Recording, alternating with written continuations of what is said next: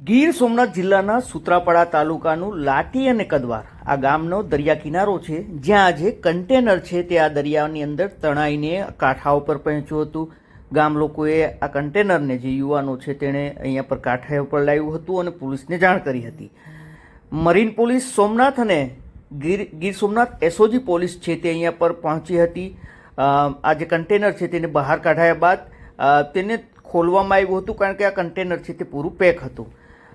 એવી ચર્ચાઓ હતી કે કન્ટેનરની અંદર આખરે શું છે, પરંતુ જ્યારે પોલીસે આ કન્ટેનરના તાળા તોડ્યા છે અને તેની અંદરથી જે નજારો જોવા મળ્યો છે તેમાં કંઈક એવું માનવામાં આવી રહ્યું છે કે આ જે બોટલો દેખાઈ રહી છે તેની અંદર ગેસ ભરેલો હોઈ શકે છે. આ કોઈ ગેસ છે તેની આ બોટલો છે.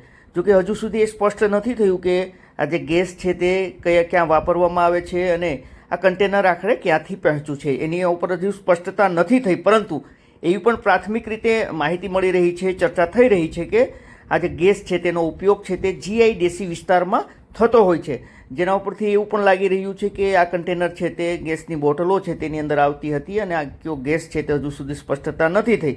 પરંતુ આખરે જે કુતૂહલ ફેલાયું હતું તેમાં સામે આવ્યું છે કે આ કન્ટેનરની અંદર આ જે બોટલો છે તે ગેસથી ભરેલી છે. દોસ્તો, તમામ ખબરો જોવા પેજને ફોલો કરો, ચેનલને સબસ્ક્રાઈબ કરો. ધન્યવાદ.